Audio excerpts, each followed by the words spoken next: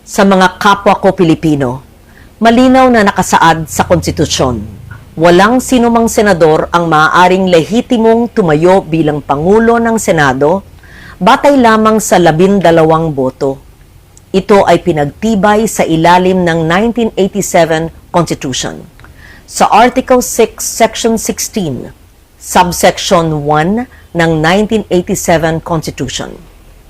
The Senate shall elect its president by a majority vote of all its members.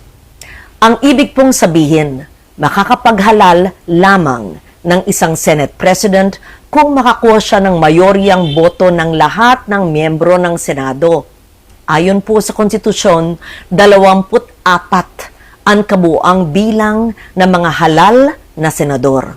Kaya naman, 13 po ang kinakailangan para magkaroon ng mayorya. Nakalagay din sa alituntunin ng Senado sa Rule 2, Section 2, na the officers of the Senate shall be elected by the majority vote of all its members. Ang mga opisyal po ng Senado ay ang Senate President, Senate President pro tempore, Senate Secretary, at Sergeant at Arms. Hango at nakabase po sa ating konstitusyon ang mga alituntunin ng Senado, kung kaya't tulad sa Senate President, boto rin ng mayorya ng lahat ng miyembro ng Senado ang kinakailangan upang magtalaga ng Senate President pro tempore, Senate Secretary, at Sergeant at Arms. Malinaw, 13 boto ang kailangan. Sabi din po sa Rule 15, Section 44 ng alituntunin ng Senado na except during the election of officers, a majority of the senators shall constitute a quorum. Simple lang po ang kahulugan nito. Iba po ang bilang na kailangan para sa quorum.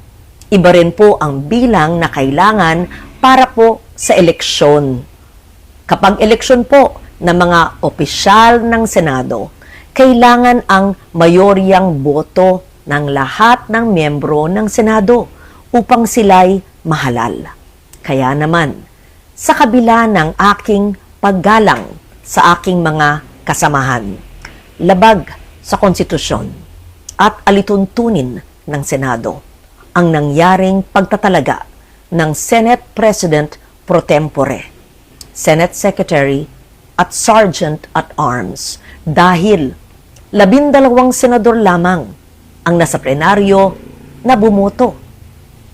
Kulang ng 1 boto para masabing mayorya ng lahat ng miyembro ng Senado ang bumoto para sa pagbabago ng liderato. Samantala po, sa chairmanship naman ng mga komite ng Senado, malinaw din ang saligang batas sa ilalim ng Article 6, Section 16, Subsection 2, kung saan sinabi na, a majority of each house shall constitute a quorum to do business. Ibig sabihin po, 13 senador din ang kinakailangan na kabilang sa sesyon ng Senado upang makagawa ng anumang opisyal na gawain o quorum, kung kaya't labag din po sa konstitusyon ang naganap na pagdeklarang bakante at pagtatalaga ng mga chairperson sa mga ilang komite. Madalas pong binabanggit ang mga nasa minorya ang kasong Avellino versus Cuenco upang palabasing lehitimo ang naganap na takeover sa Senado. Pero hindi po maaring gawing shortcut ang Avellino upang pababain ang bilang ng mga senador na kailangan para sa quorum, sa eleksyon, at para magkaroon ng reorganization sa Senado. 1949 pa ang kasong ito at naganap sa ilalim ng 1935 Constitution. Nagbago na ang ating saligang batas, 1987 Constitution na ang sumasaklaw po sa atin. Dito, malinaw na 13 ang kinakailangang boto para maghalal ng Pangulo ng Senado at parehong bilang din ang kinakailangan para sa pagboto ng mga opisyal. Hindi rin bago ang patakarang ito noong pang 1973 Constitution. Malinaw na ring nakasaad na ang Speaker ng National Assembly ay dapat mahalal sa pamamagitan ng mga mayoryang boto ng lahat ng miyembro.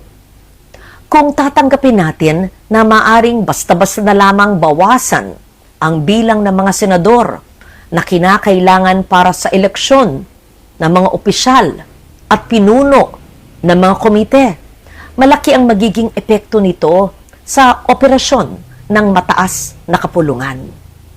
So tuwing may mga senador na nagkakasakit, nasa abroad, pansamantalang wala sa session, na aresto, na detina, at iba pang kadahilanan, maaring gamitin ang dahilan na ito para palaging mag-reorganize ng Senado.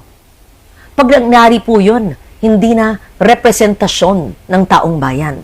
Interes at issue ng panahon ang magtatakda kung sino ang nasa mayorya at mga opisyal ng Senado. Ang magiging labanan na lang ay kung sino ang makakapagbawas ng pisikal na presensya ng kabilang panig sa bulwagan. Dapat manatiling representasyon, interes ng nakararami, performance ng bawat isa, at issue ng panahon ang batayan kung sino ang magiging mayorya at pinuno ng Senado. Ang konstitusyon, ang gabay ng ating demokrasya. Ito ang dapat nating ipaglaban para sa Senado, para sa ating mga institusyon, at higit sa lahat, para sa bawat Pilipino. Si Loren Legarda po, ang inyong Senate President pro tempore. Maraming salamat.